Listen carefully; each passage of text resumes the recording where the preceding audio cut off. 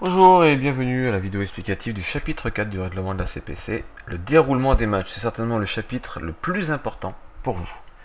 Article 1, les quotas de joueurs. Selon sa division, une équipe n'a pas le droit au même nombre de joueurs ayant joué le samedi.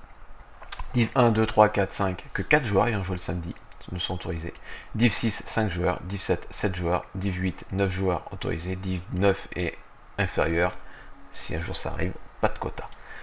Le but philosophique de ces quotas, c'est de permettre à tout le monde d'avoir une chance que la Div 7 puisse battre la Div 5. Donc forcément, les Div 5 ont de meilleurs joueurs et de plus gros TSI que des Div 7 ou des Div 8. Donc si on leur donne le droit d'aligner toute leur équipe, forcément, on connaît déjà le résultat du match. Donc les quotas, c'est la base de la CPC. Pour faire la composition de votre équipe pour le match de la CPC, dans le respect des quotas de joueur A qui vous est imposé, dans le cas où vous avez joué ou que vous jouez un bot le samedi précédent, vous devez prendre en référence le dernier match de ligue contre une équipe active. Voilà, par bot, nous entendons une équipe botifiée avec le robot sur la page d'accueil. Là aussi, c'est logique, parce que sinon c'est « Oh, samedi je joue un bot, tranquille, je mets ma B samedi, mercredi ma A en CPC », donc non. Ça ne marche pas comme ça, si vous rencontrez un bot, on doit tenir compte de la dernière composition connue.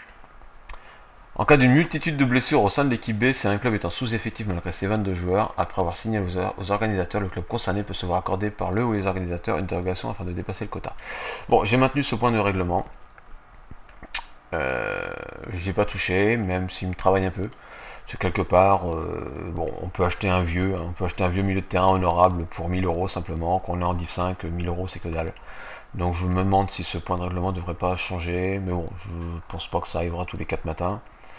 Mais bon, c'est un petit point du règlement, je l'ai laissé tel quel, donc si vous avez plein de blessés, vous avez le droit de refuser de recruter après tout et de nous demander une petite dérogation. Ah, une petite explication philosophique pour les quotas, je vais la lire, ça rejoint certainement ce que j'ai dit. Pour les quotas, elles sont en place dans un société d'équilibre de chances de victoire. Ainsi, nous espérons qu'une Div 7 jouant face à une Div 5 aura ses chances de victoire. Sans ce garde-fou, une équipe de Div 5 se sentant en danger renforcerait sa B de joueur A. Là, cette possibilité est limitée et laisse des chances de victoire aux plus petits. Pour les bots, cette mesure est prise pour éviter d'avantager les équipes qui comptent dans leur division des bots. Bah oui, tout simplement, si vous avez des bots, ça un super avantage. Ce qui leur permettrait d'aligner leur B en ligue et de réserver la A complète en coupe. Vous êtes libre de réserver votre A pour la coupe, mais ça va être un sacrifice et non pas une facilité due à l'imposance d'un bot. Pour autant, rien n'empêche une équipe de faire jouer sa B en championnat pour privilégier ses PC. Les quotas sont là pour protéger, bien sûr. En général, la ligue est quand même un enjeu pour tous. Donc les quotas sont là pour protéger justement les petites équipes contre les grosses, mais c'est clair que fatalement en fin de saison on ne peut pas empêcher une équipe d'aligner sa A en CPC, et de toute façon c'est un choix sportif à faire. Mais bon, les quotas limitent déjà, et notamment moi, je prends toujours mon exemple, première saison à Trix, la toute première saison, je suis en 18, j'ai que des joueurs branquignoles, j'atteins tout simplement les quarts de finale que je ne perds qu'au tir au but. Donc le système de quotas est quand même très avantageux pour les petites équipes, ce qui nous permet de marquer des points pour le coefficient et de monter après dans les chapeaux. Voilà. Nouveauté, j'ai ajouté 4-1 en phase de poule. Chaque président de club a jusqu'à mardi 18h pour porter réclamation pour non-respect des quotas par son adversaire lors de son dernier match. Lors de la troisième journée de poule et des matchs d'élimination directe, il n'a que jusqu'au jeudi 18h. Passé ces délais, la réclamation ne sera plus recevable. Voilà, moi en tant qu'organisateur, je ne peux pas m'amuser à vérifier les quotas de 32 matchs de poule ou de 8 matchs de 8e de finale. Donc c'est à vous de vérifier quand vous perdez que votre adversaire n'a pas fait une erreur de quota.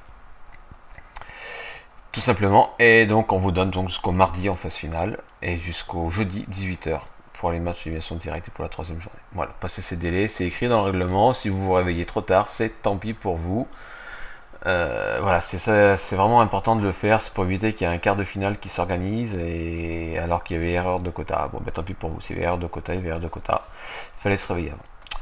Voilà, c'est écrit dans le règlement, vous pourrez panier. Les remplaçants, alors nous appellerons joueur A les titulaires du match de ligue du samedi, et joueur B les remplaçants, ou ceux qui n'ont pas joué le match de ligue du samedi. Il existe deux types de remplacements à trick, celui lié à une blessure et celui programmé dans les ordres d'avant-match. Les remplacements suite à une blessure sont libres. Tout joueur peut remplacer le blessé. C'est hors quota. Ça, c'est clair qu'en CPC, un joueur se blesse. Si c'est un A qui était sur le banc qui rentre, bah il rentre, tant pis, si à ce moment-là vous avez le droit, par exemple, vous avez le droit qu'à 4 joueurs, qu'à 4 A au coup d'envoi, et vous avez 3 A pour vos 3 remplacements prévus.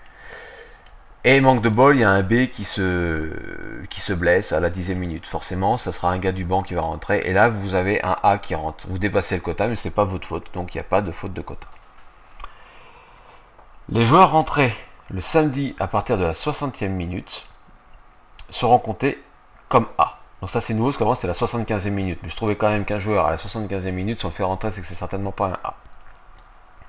D'ailleurs, j'ai sauté le point 4-4-2. Pour les remplacements programmés en revanche, il faut veiller à ne jamais dépasser le quota de joueurs autorisés, quel que soit l'instant du match de CPC. C'est logique, si vous avez le droit à 4 joueurs A au coup d'envoi, pendant les 90 minutes, ou les 120 minutes, il doit toujours avoir que 4 A sur le terrain, et pas 5. Donc voilà, donc un A peut remplacer un A, donc sauf cas de blessure, comme je disais. Et enfin, j'ai rajouté 4 de 4, les joueurs rentrés le samedi à partir de la 60e minute, ou sur blessure, sont comptés comme B. C'est-à-dire que si, en ligue, vous avez votre 11 de départ, et un joueur se blesse, à la 15e minute. Un joueur qui était sur le banc remplace. Et donc il rentre avant la 60e minute. Mais comme il est rentré pour remplacer un blessé, que ce n'était pas un choix volontaire de votre part, il sera toujours considéré comme un joueur B et pourra jouer la CPC, sans aucun souci. Ça aussi, tout ce qui n'est pas de votre faute, tout ce qui n'est pas un choix de votre faute, reste considéré comme un B. Voilà pour ces petites explications. Donc c'est le point essentiel pour vous. C'est le chapitre à connaître par cœur, à consulter avant chaque composition de son équipe, quoi. En espérant avoir réussi à vous faire passer la philosophie de la CPC et avoir expliqué les cas qui, si on lit comme ça au premier abord, ça semble assez compliqué, mais c'est vraiment basique, c'est pas compliqué. Hein. Joueur A, joueur B, c'est le joueur du samedi. C'est même pas joueur A, joueur B, parce que vos joueurs A à vous, si vous n'alignez pas le samedi, bah, ça devient vos joueurs B, quoi. Donc du coup, on compte vraiment que les joueurs alignés le samedi, car par défaut, on pense que le samedi vous alignez votre belle équipe pour la ligue. Mais si vous alignez vos remplaçants en ligue, pas de souci. Nous, on ne sait pas qui sont vos remplaçants, qui sont vos titulaires, et le mercredi, vous alignez juste des joueurs qui n'ont pas joué le samedi, tout simplement. Donc dans le respect du nombre de joueurs autorisés pour votre club. Voilà, bah merci de m'avoir écouté, en espérant que ça vous ait aidé, puis je vous dis à bientôt pour la prochaine vidéo, qui concerne le tribunal populaire qui va être très rapide, ou sur le forum bientôt. Merci, allez, ciao.